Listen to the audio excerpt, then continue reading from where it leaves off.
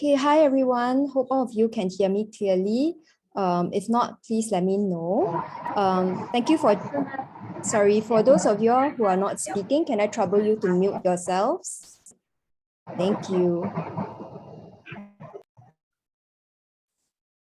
Thank you for joining us at the SICS Seminars Human Potential Series, the Human Microbiome in Pregnancy and Early Life webinar.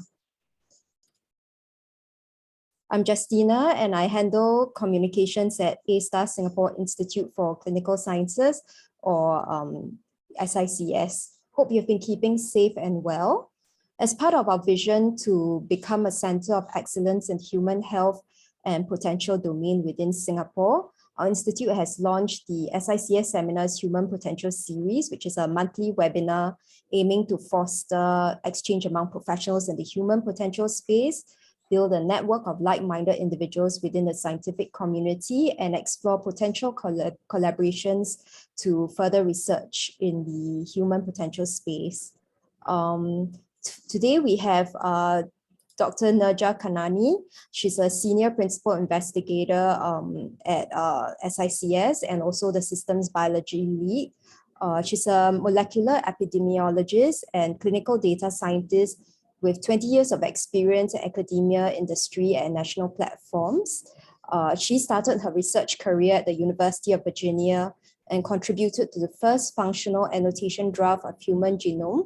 She joined A*STAR's SICS in 2013, and as the systems biology lead at SICS, she developed the multi-omics roadmaps for the Gusto and S-Presto cohorts and identified biomarkers of metabolic and mental health adversities in expecting mothers and their offspring.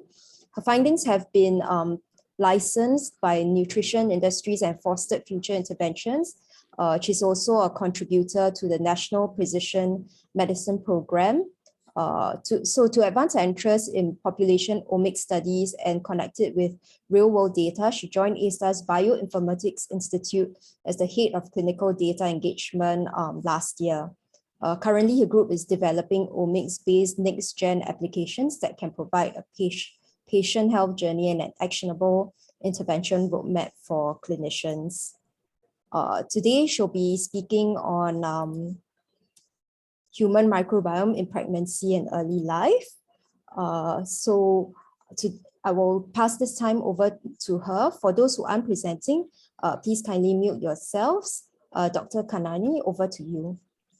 Thank you, Justina. It's a pleasure to be talking in this series. I think it's a fascinating series, and I'm glad that it has started to bring like-minded people together to exchange science. So I'm going to upload my slides and just let me know if you are able to see it. Do you see it in the presentation mode? Yes. All right.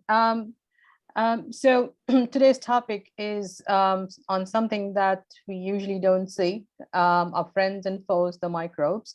And so I thought I'll start the presentation with some fun facts that we found very interesting as a team and intrigues us to do research in this area. So when we see ourselves, we don't see the microbes, but 57% of the 57% of our constitution when it comes to cells is actually made up of microbes.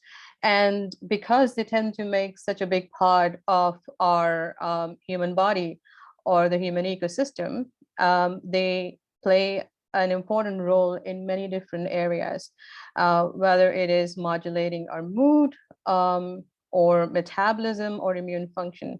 So they are key players as inhabitants of our bodies or the human ecosystem. So the microbes, if you collectively also take the genotypes and compare it with the human genome, the role that the genotypes of these collective microbes play is way more impactful and regulating. So sometimes it's also questioned, are we fully human or we are just under the control of the microbes? And here's a picture showing folks traveling through MRT and the fog around each of them, or a cloud. And even though the microbes are considered to be pretty stable when they inhabit the ecosystem of the humans, there's a core microbiota. But then it's also coming out as an evidence that we might have a personal microbiome cloud. And so the bacteria that live in or on the human body form a personal microbial cloud around a person, and we exchange it with our environment. And as I said, that this cloud can be used to identify not only the presence of a person, but the research now is leading to see if can it reveal a person's identity. And there was a study that was done that showed if you put 4 or 5 humans in a room for some time, the microbial cloud is so enriched. And when it enters into the vents, the air vents, you can actually, identify who was in the room. So there are some unique studies that are popping up that explain that besides the core, there might be some personal touch to these microbes. And as we attend this Zoom call, I don't want to scare you all or feel disgusted about it, but the microscopic mist that spreads around us, it's something that settles on the nearby surfaces. And this is a picture that shows the number of bacteria per square inch of the devices that we use. And think of the time, like the past 2 years, like in the pandemic, how we've been sitting in the rooms next to our devices and connecting to folks, but then it's populating so many of microbes around us that we contain within us. So when it comes to microbes, they are present in different parts of the body, depending upon what surfaces which microbes like. For example, the pH, the temperature, the aerobic versus anaerobic condition. So if it's in the gut, it's mostly anaerobic condition, so you would find specific type of microbes to inhabit it. And so there are different niche within the human ecosystem that the microbes tend to occupy. But gut is by far the region where larger number of microbes and diversity are observed compared to the others. I think the oral is the one which is second to the gut. And so this is just like a fun fact from Wikipedia. And so what we know is because the gut, the microbiome diversity is pretty high.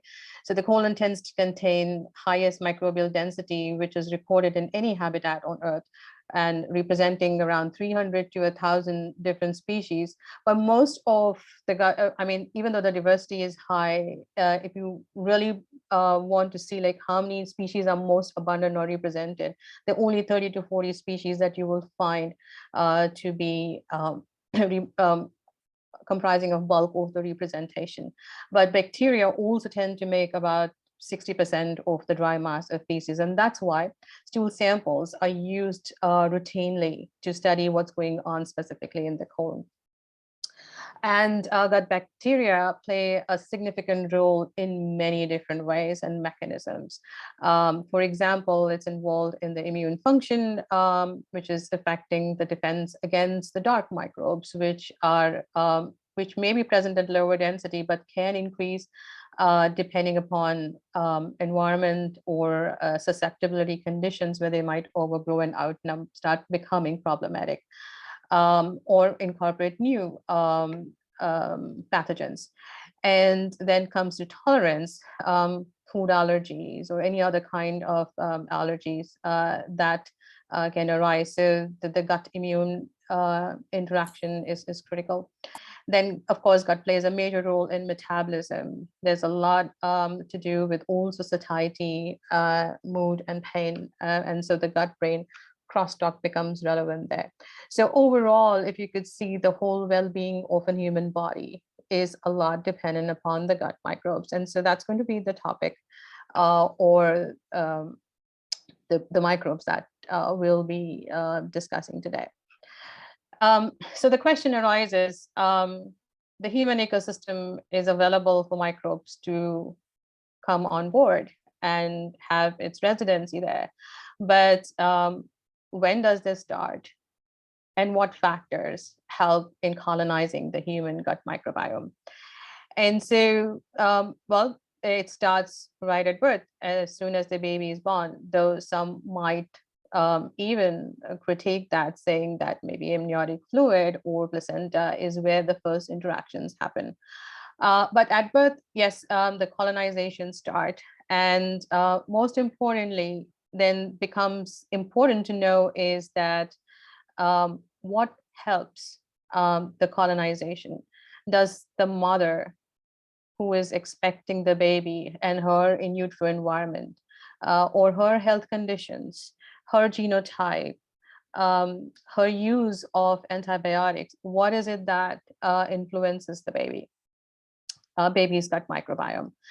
And then the other thing is that there could be some transmissions happening from the mom to the child. So there could be a vertical transmission, that is when the baby is born, depending on the mode of delivery. It could also be like the maternal genome and the paternal genome inherited by the baby creates a condition for preferences for certain microbes and the other. And then also like the family household. So there are many things that can affect the colonization of the first microbes, whether it's on the skin, in the mouth, the oral areas, or the gut. And then, one would like to know, when the first microbes enter, how does the complexity increase? When does it stabilize? And so it's known that the stabilization tends to happen between like 2 to 3 years, when it starts looking more closer to that of an adult. So for today, what we'll do is we're going to ask 3 questions. We're going to take deep dive into the maternal gut microbiome and see what changes occur during and post pregnancy in these in a woman. And we will ask the second question in 2 parts, that is, which are our first colonizers of the newborn gut, and which perinatal factors influence the acquisition. And lastly, something to ponder upon, because it's a changing world. It's a modern society, modern practices, even the healthcare is changing. The practices are becoming different. People's choices are different. And so human system has also accordingly evolved. And if the ecosystem evolves, what happens to the microbes? Do they co-evolve? And if there are any changes? And the reason we need to study all this is also because the gut microbiome modulation, if somebody wants to plan, whether by giving a prebiotic or a probiotic intervention, early time in life is the time where there's less resilience, there's more opportunity for anything which is new being put in to be absorbed, because that's when the settling in is happening and you can still make it happen. But in adults, it's much resistant. And so the opportunity is low, and that's why you see this arrow becomes thicker when it comes to in early life compared to an adult. So would you like to intervene in the child or in the mom? The consensus, at least from the from the studies which have been done, is clearly telling that doing it in early life is much better.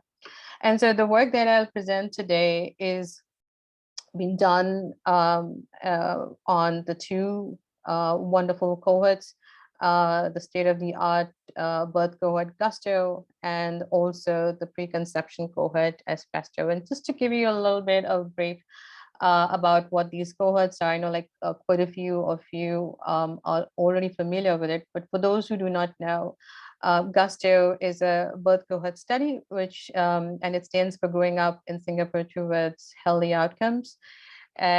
In the study, over 1,000 women were enrolled. The study started in 2009. It's a prospective study, and it's still ongoing, with the kids being followed up longitudinally, and they are like 11 to 12 years old by now, if you do the math. And there's a longitudinal follow-up across 10 different health domains, and a lot of phenotyping, which has been done across multiple thousand measures. And there's a great retention. Also, this is an old slide, but we still have a great retention, even though the kids are now heading towards are in puberty, or like would be soon in a year's time or so heading towards even becoming teenagers. There's lots of data collected, but then important thing is it's also a great representation of the Asian community, because it comprises of Chinese, Malay, and Indian, the three key ethnic groups that represent almost 40% of the global population. So it's a good prototype to study what happens in Asians, and specifically in a setting of a modern society.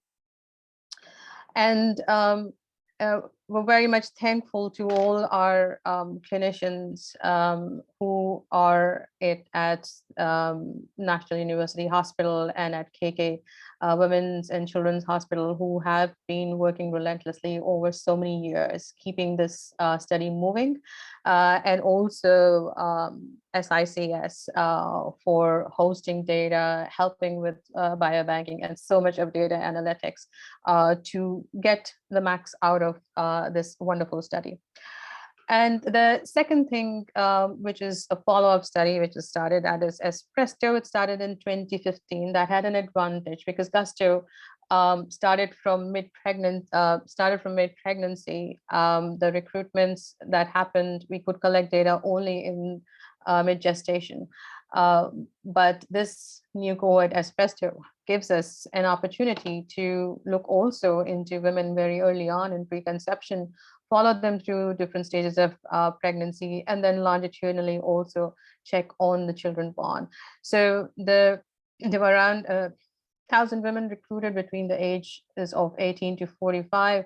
Eventually, there were 373 babies that were born. And so what you'll see today data is collectively what has been developed in the microbiome space from these two cohorts. So very much thankful to the ops team, the clinicians, as well as the participants.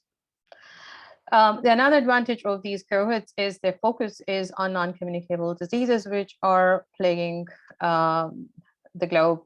Literally like 68% of the total deaths are accounted by these non-communicable diseases. And the pandemic has shown that these will have a lasting impact even for a longer time, because these are central to the theme across the globe, which has been escalated in this unfortunate phase.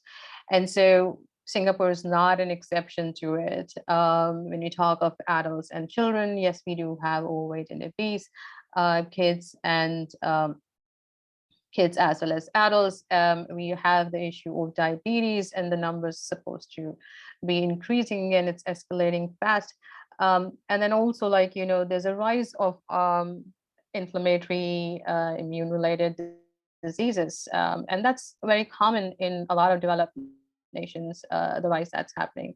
And the mental health, definitely you've seen across the board, the conscious decisions happening across different policymakers and public health groups coming together to help improve the situation. And all these, good thing is that Gusto and Espresso has been collecting a lot of data on this that could be linked up with the microbiome. So we come to the first question that I said was, let's check what happens in the mothers. That is, you know, what happens to their microbiome? And does it change from when they become pregnant or after delivery? What's happening there? And so to test that, this is something very recent that we've been looking into. This is still work in progress. And so you get to see a sneak peek into what's going on, but there's ample needs to be done. But what's been done here is you'll see a comparison of 4 time points. There's one time point in preconception when the stool samples have been collected. We have a bigger sample size, of course, because there were more recruitments and we could collect more sample. But along the way in the study, as there were dropouts, we have lesser number, as you can see, but we do have stool samples collected in the first trimester and the third trimester that can be compared. And then postnatally, we'll see for at week 6. You see gradually the numbers have decreased, but still we can make quite a bit out of what we see. The colors here is something what you will see in the PCOA plots coming forward that you can relate to. Okay, so to do microbiome analysis, I'm not going to go into the details of sequencing and all that stuff, just to let you know, because these are bigger studies, we went by the 16S RNA sequencing of the V4 region, though we would have loved to do metagenomics if we would have a ton of money to do it for the whole cohort. And then we're not using the Illumina high seq, and because we're doing just the V4 region, we've done longer reads, which is 250 base pairs, and that's paired end reads.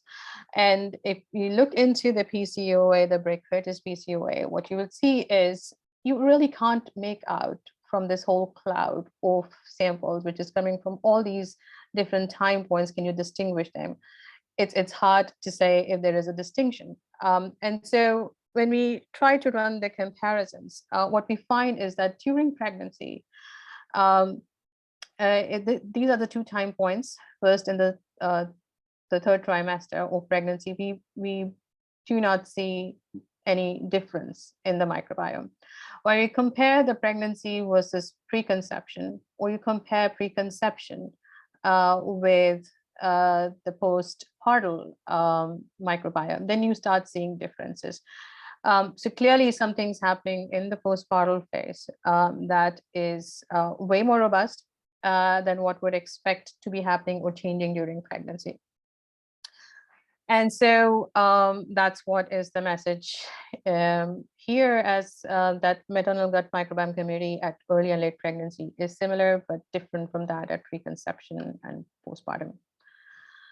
So this is just a pairwise comparison of different time points. And again, reiterating the same thing, that PGB2 versus PGB5, you see less difference, but preconception versus postpartum, you see more difference.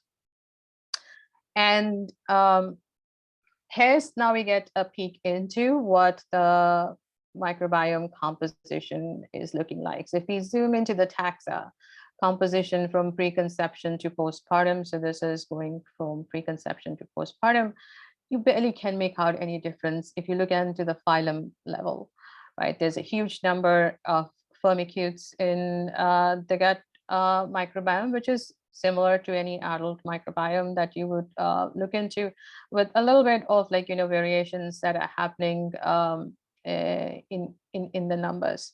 When you go further, zoom into the genuses, what you see, if you really want to know what's the differences coming out, then what you start seeing is maybe some differences are arising in Bacteroides, here the numbers being a little bit more.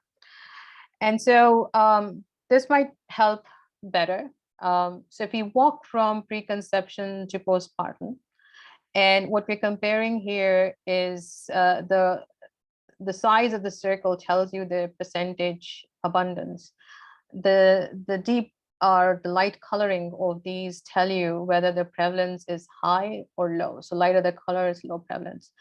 And so when you compare this, what you find on the top, this is one example of Streptococcus, which is seen that goes up. Its abundance increases in pregnancy, but it goes down again at postpartum. But if you really want to see what's happening as a difference between pregnancy and postpartum, then we see that during pregnancy, bifidobacterium abundance and prevalence both increase, but not in, and it's relatively lower in the postpartum phase. And so accordingly, I mean, you can see for the other bacteria also where we see this kind of an effect. There's one more thing is on between preconception and pregnancy stage. There's, for example, is Bilophila that we pick. So this is still very early stage work, but just giving you some idea. Question arises does the maternal health relate with these microbes as they're changing? And so what we've done here is look into maternal measures. This is a univariate analysis, so take it with a caution that not necessarily this will hold if you till we do a multivariate analysis.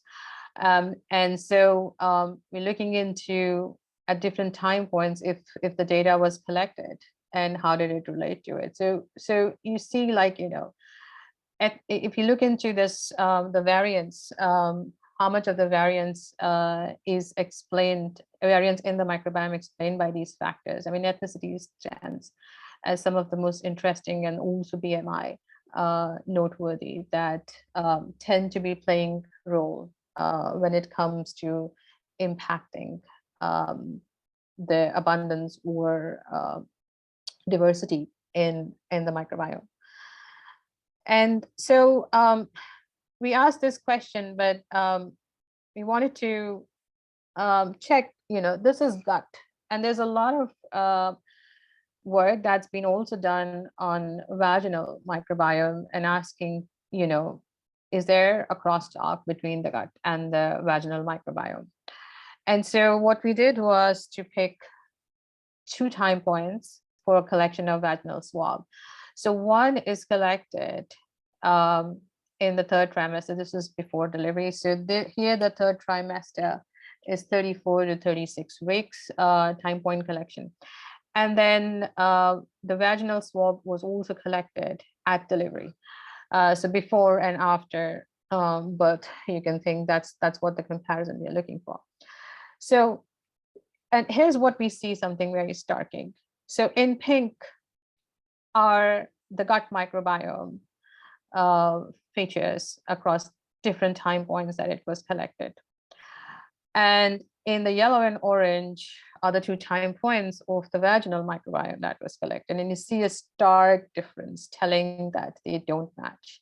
I mean, there might be some, because you can see some crosstalk, but overall they look very distinct. And of course, if you start looking into it and throwing in some stats, then of course the 2 vaginal swabs that were collected at 2 time points, they are more related than the pregnancy or then the gut microbiome. So here we peek into the vaginal microbiome and its taxonomic composition.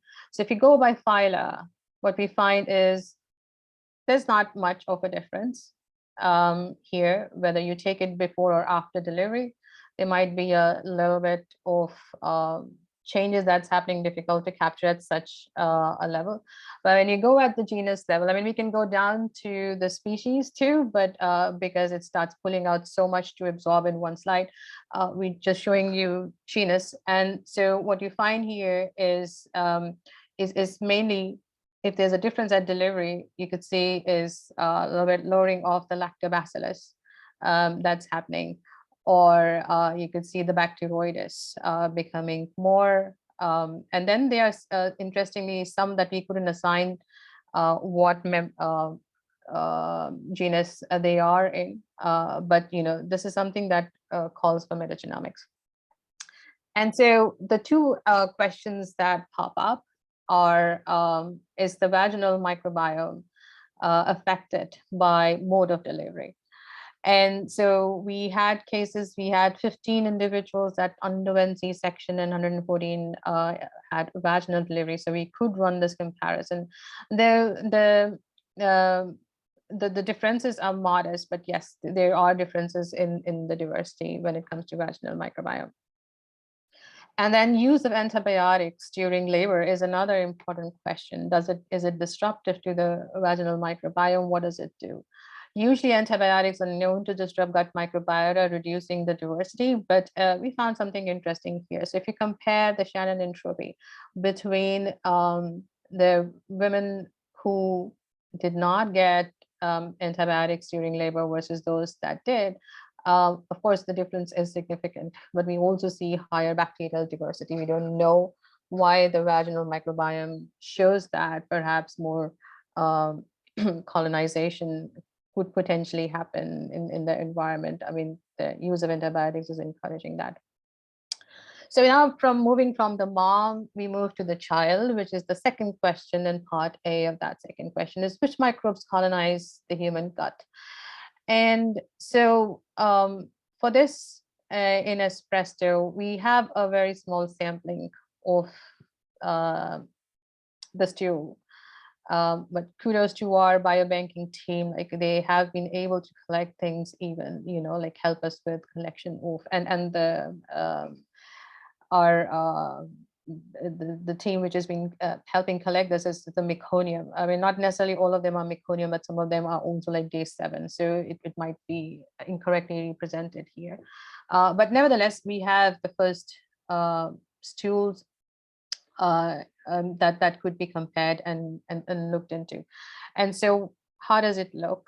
And this is a PCOA, and you see clear distinctions here. So the light blue is the very early stool, followed by week 3, and then it's going to month 3 and then becoming month 6. So clearly there is a change, there's a dynamics here of change in the diversity that's happening. And so you can see that, of course, then the delivery and the week 3 are looking much more similar compared to at a later time point between 3 and 6 months. The 3 and 6 look like they're much more similar, but from the time of birth, has been quite a bit of change in the diversity. And then we take a peek into the taxonomic composition. It's a more simplified composition than an adult.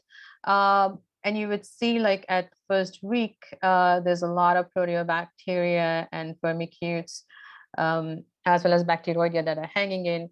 But week 3 onwards come in the actinobacteria, which contains one of our interesting microbes, that is the bifidobacterium. And that's something you can think of in relationship to breastfeeding as it's moving on, and so you could see that its amount is increasing, and you also see proteobacteria going down. So something that emerges, colonizes first, but then goes down. So at phyla level, you can get a lot of information, but when you go into the genus, you could see a lot of movement here and much more granularity in the information.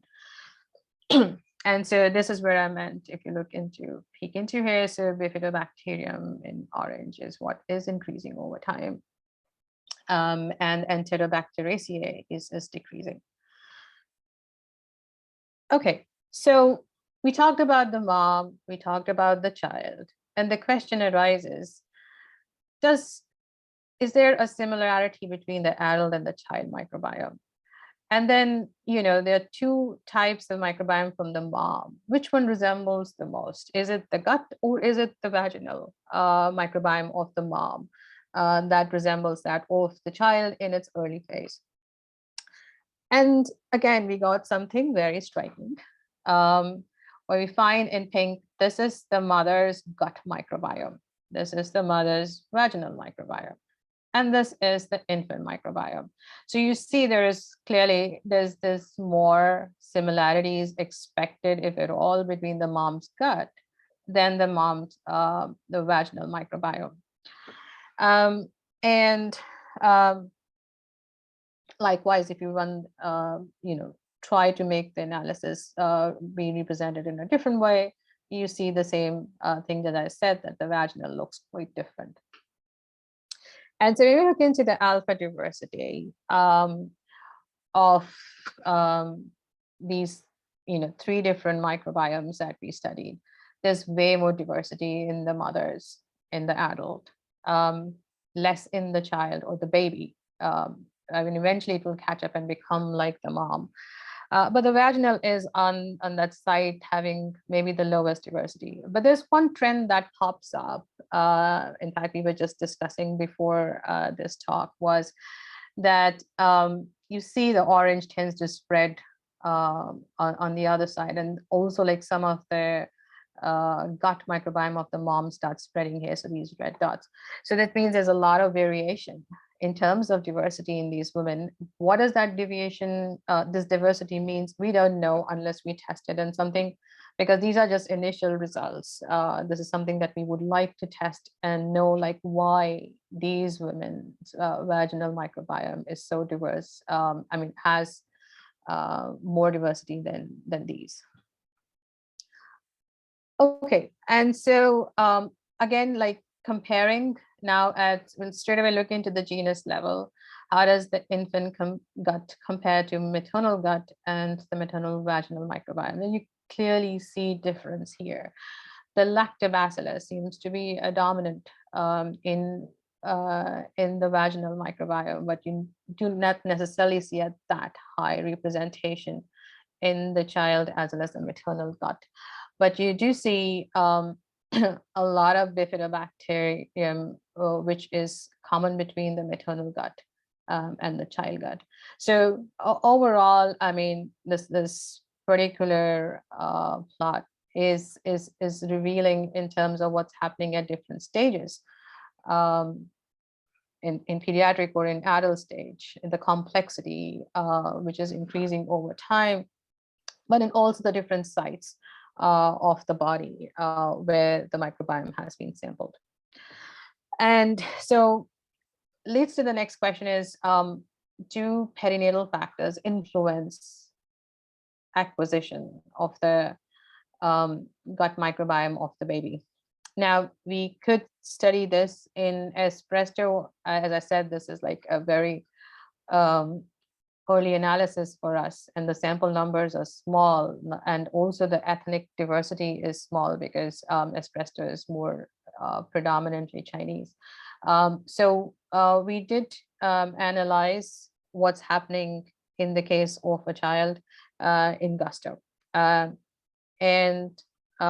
in Gusto, we compared 106 kids, 106 infants, and over time between month 3 to 24 months. This is like heading more, becoming stable towards like that of an adult microbiome. And so we take these, and we had a good representation here. The way the selection was done was they should be a good ethnic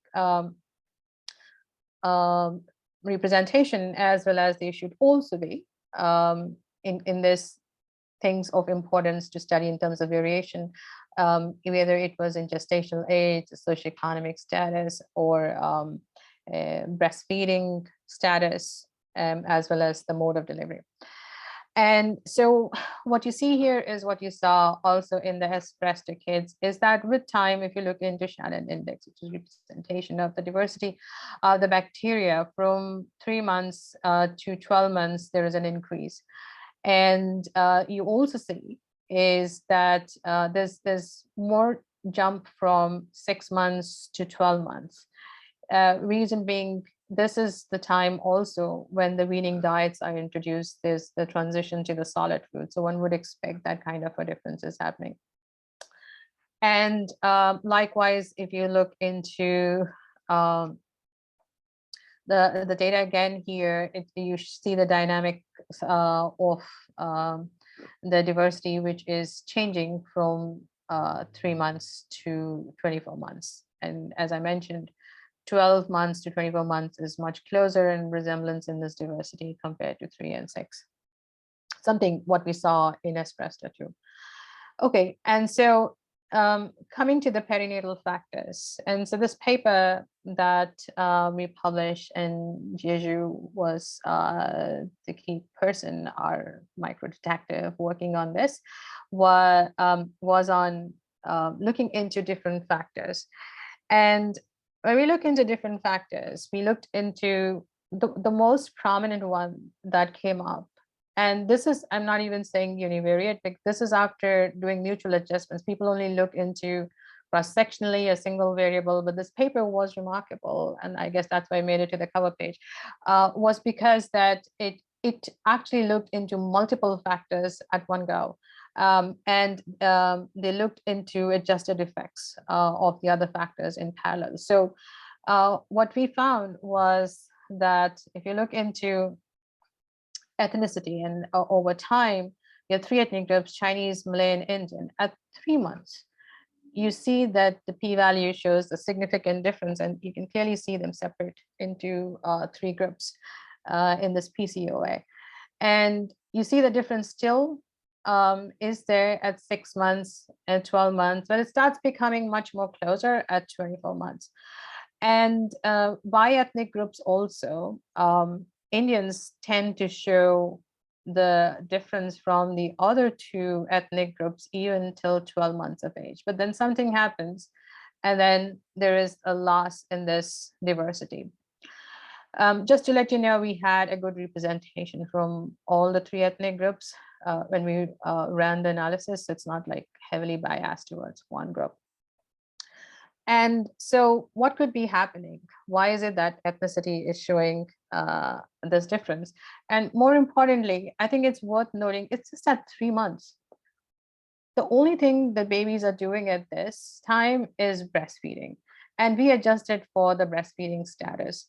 So there's no diet changes here that we could think that their influences are coming. Diet means, I mean, the solid foods bring in a lot of differences by ethnicity. So that introduction. So we don't know like why so early that we start seeing at 3 months. And we haven't yet explored, we would love to explore earlier time points to see when does it start? Does it start like this difference? Is it even at the first week stage? So what could be happening? So there could be potential explanations. One of them is that the ethnic diversity of the host genome might play a role, because the host genome interacts with the microbial genome.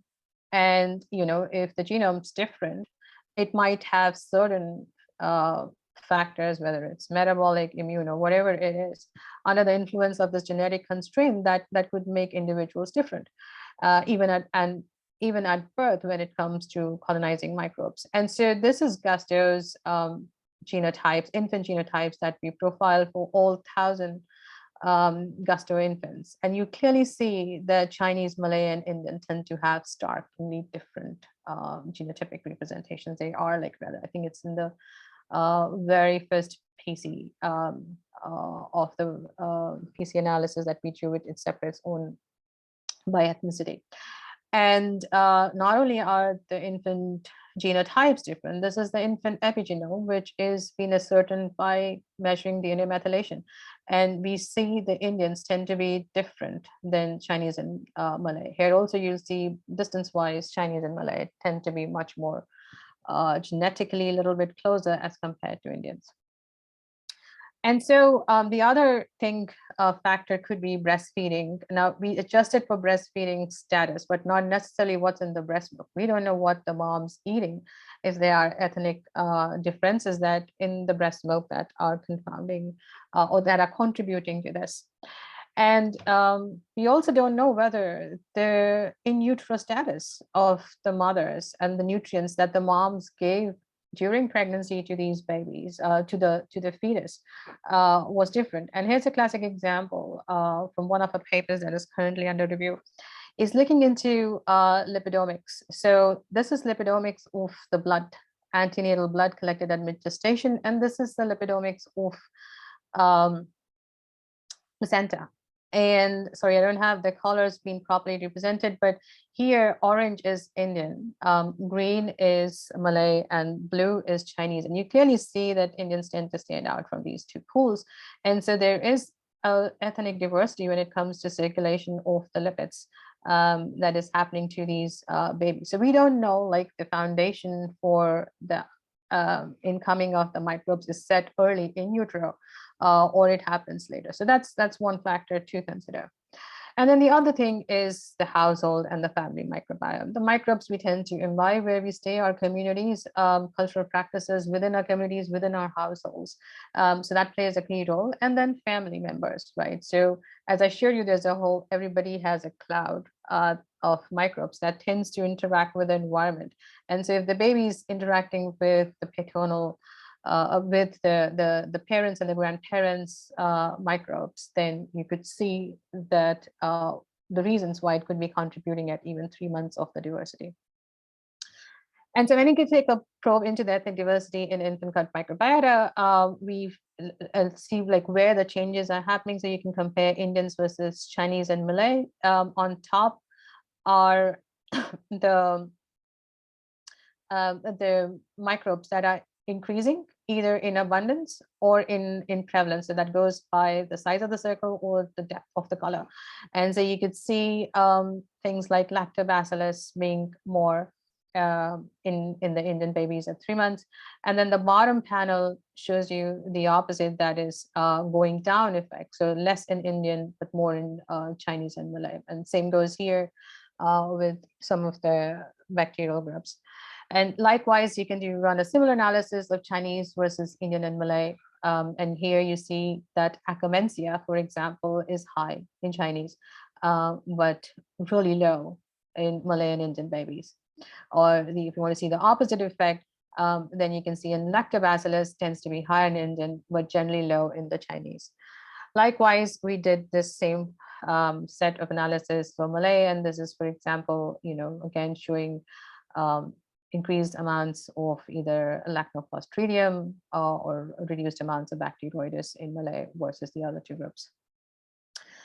Okay, so that was on ethnicity. The other starting factor that came out as a perinatal factor influencing acquisition of infant gut microbiota was the mode of delivery. And what we have here is we had 40 babies that were vaginally delivered, and 66 vaginally delivered, and 40 of them by lower segment C-section. And you see that the effects of the delivery mode tend to see, if you see the p-values up to 6 months. And there is a stark difference between the two, or the significant difference between the two. And where's the difference coming from? So you could see that there's higher levels of bifidobacterium, some of the OTUs belonging to bifidobacterium in the vaginal versus the C-section. So the other thing that we noticed was this is the third factor. So that again was a stronger contributor, again adjusted for ethnicity and delivery mode to see its specific effects. So if we take breastfeeding status, that is women who, this is at 3 months, that these babies were either exclusively breastfed, so there were 16 such babies. 33 of them were mixed fed babies with breast milk and formula milk, and 56 were only formula fed. And so when you look into this, you again see that there is a difference in how the gut microbial acquisition is happening in these babies who are on different feeding statuses. And here on the top is the bacteria which were abundant which were more abundant in the breastfed group. And then similarly, you could see in the case of just formula fed, also there were some of the bacteria that were going higher. Now, one of the things, bifidobacterium is one of the topics of quite a bit of interest. Like, understand, like the breast milk is required for it to have higher numbers of bifidobacterium in the baby, but then formula also supports that. And clearly the reason being that these formulas are designed to help facilitate onboarding of these bacterium. So those three factors that I showed, breastfeeding, ethnicity, as well as delivery mode, are the topmost factors that we found. We didn't find other things like birth weight. I think there were like 7 or 8 factors, and even socioeconomic status. They didn't contribute as much as these 3. These were the dominant ones and mutually independent in their effects.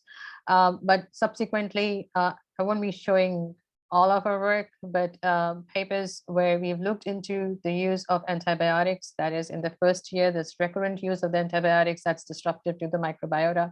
And it also is, the antibiotic use is linked with adiposity accumulation in the childhood. And then this is work from our allergy domain, which is been, studying, looking into the role of gut microbiota in atopic eczema. And then if you're interested in reading any reviews, we also have some reviews. Please do go through them if you're interested in the topics that are being discussed today. So I'm not discussing this because I have the last topic, which is one of the most intriguing ones for us today, is on the modern world practices, how they're changing the gut microbiomes. And so there has been big rise in the number of diseases which are linked with, such as asthmas, allergies, and all that stuff, and even obesity, especially in the developed nations. And the modern lifestyles are known to be contributing to it. Our consumption, our lifestyles, which is like, even in the medical health practices, rise in C-section, lower breastfeeding rates, use of antibiotics. So all those things have been contributing to it. And so we launched this study called Project Sigma. This is in as a second phase of the Bill Gates Foundation's funding to this company called Evolve Biosystems, where it was found that B. infantis, one of the key bacteria, which is infantis, is becoming endangered in developed nations. It's required for digestion of human milk oligosaccharides and maturation of the immune system. Its levels have gone down to as low as 3% in America and quite a few European countries. And so we wanted to study what's happening in Singapore, because we have similar issues here as what other developed nations have. And this is looking at prevalence of B. infantis just by the GDP of the country. So this is telling, like, the economic status of the country, and you see where Singapore stands compared to United States. So this important microbe is under 5% in our pediatric population at birth, immediately after birth, but compare it where compared to Bangladesh and Gambia, where it still is highly prevalent. So I'm just going to quickly summarize and end on the, I call it as eco-mom, or the ecosystem of the mom, is that the maternal gut and vaginal microbiomes are quite different. The gut microbiome in pregnancy at different time points is relatively less different than what we see in preconception and postpartum. We do see some effects of BMI and ethnicity, the longitudinal effects on the maternal gut microbiome. At preconception, also, we see effects of BMI and age, as well as ethnicity and education of the mom on the gut microbiome. Delivery mode and antibiotics usage significantly influences maternal vaginal microbiome. And coming to the ecosystem of the kid and the microbes that inhabit it, then we saw that the Shannon diversity or the bacterial diversity increases over time till 24 months, the data that we saw. And that infant gut is more similar to maternal gut microbiome and not the vaginal microbiome. Ethnic diversity in infant is apparent even before the complementary diets are introduced. Delivery mode and breastfeeding tend to play an important role in the compositional differences of the gut microbiota development.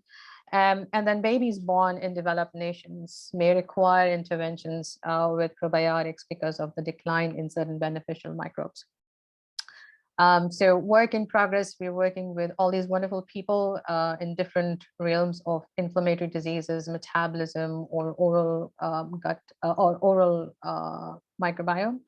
And the last slide is on the people, collaborations, and the funding. So microdetectives are these wonderful people in the lab who've been working on different projects and contributing to this fascinating data that you've seen today.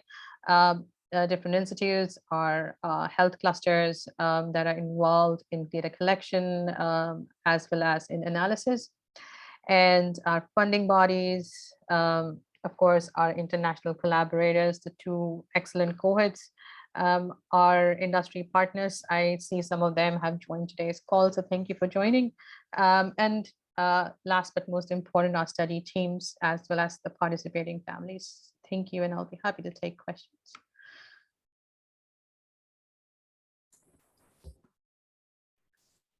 Thank you so much, Dr. Karnani, for that very enlightening session. We'll now move on to the Q&A, which will be moderated by Dr. Clara Cheong, Head of Admin and Scientific Affairs at SICS. You may click on the reactions tab to raise your hand virtually if you wish to ask a question. And when we call your name, you may unmute yourself and share your question. Alternatively, you can also type your question in the chat and Dr. Cheong will read it out for Dr. Karnani. We'll do our best to answer as many questions as we can, but due to time constraints, we apologize if we are unable to get to your question. Clara, over to you. Thank you very much. Thank you. I'm sure Neerja is more than able to handle all of this. I'm just the reader for this. But Neerja, if you might allow me to, while the others put up their questions. It's really interesting, the whole talk. I'm really wondering about the differences in ethnicity in your study were really obvious before the introduction of complementary diet. But how was that for the mothers by ethnicity? Was that drastically different as well? Great question. Not yet attempted because this data is relatively new. So at this moment, what we know is that there is a link with ethnicity. And so now it will come down to parsing it by the diets. I would think even during pregnancy, there are different choices culturally that women make, and also in the confinement period. So that would be a very interesting question to ask of, like, if ethnicity is somewhere contributing a difference. Mm-hmm. And there is a question from the audience. If there are, individuals of mixed ethnicities, where do you see that microbiome for those infants? So admixture is something very interesting to study, and it's in Gusture we find there's a lot of it's much more clean and more homogeneous population, because up to at least 3 generations, some of them have been of the same ethnic group. But a separate study of the admixture pool where you have a good sampling will help to understand what happens in such a situation, if there's a dilution of the effect, or it just leads to something new. That's not clear, but yes, a good sampling would help answer that question. Mm-hmm. The other interesting question about the ethnicity wise is, have you compared any of these studies then to similar ethnic groups in other localities outside of Singapore, and how does that differ, and how much environmental influences are there? Right, so we haven't, but I think one area to look into would be in Nipper. I think that's a fantastic study which has samplings being done longitudinally and mirrors something similarly in UK and New Zealand. So that would be a nice space to look into and collaborate with these folks on. Not yet done, but if you look into the literature, the ethnic differences in the younger groups it's less studied. It's less as clear. In the adults, it is more resilient. So it's interesting that you don't see the diversity that high in the adults as compared to the kids. But it's a question which definitely we want to probe more into by collaborating with the other folks with the data sets. That would be really interesting. A question from the audience as well. How variable is the microbiome, and how does fermented foods, for example, benefit the microbiome? Great question. I wish maybe Mary's group has more deconvoluted data of what these women are eating, and it would be a fun thing to do. We do see, like, in Indians, more lactobacillus, and being an Indian myself, I know, we are given a lot of dairy products from very young age. So there's a chance, there might be some differences which are coming from the fermented routes. And it's a study on its own and a very fascinating one. That's rather interesting. How long do you think it takes for a microbiome to establish itself? I know in the infants, you talked about something just very rapidly within the first year or so that already establishes, but how much, if a probiotic or a different diet is given, how perturbable do you think this might be? Okay, so let's say the infantis, which is a concern and a beneficial microbe. Within a week, you would start seeing it to colonize. It's pretty quick.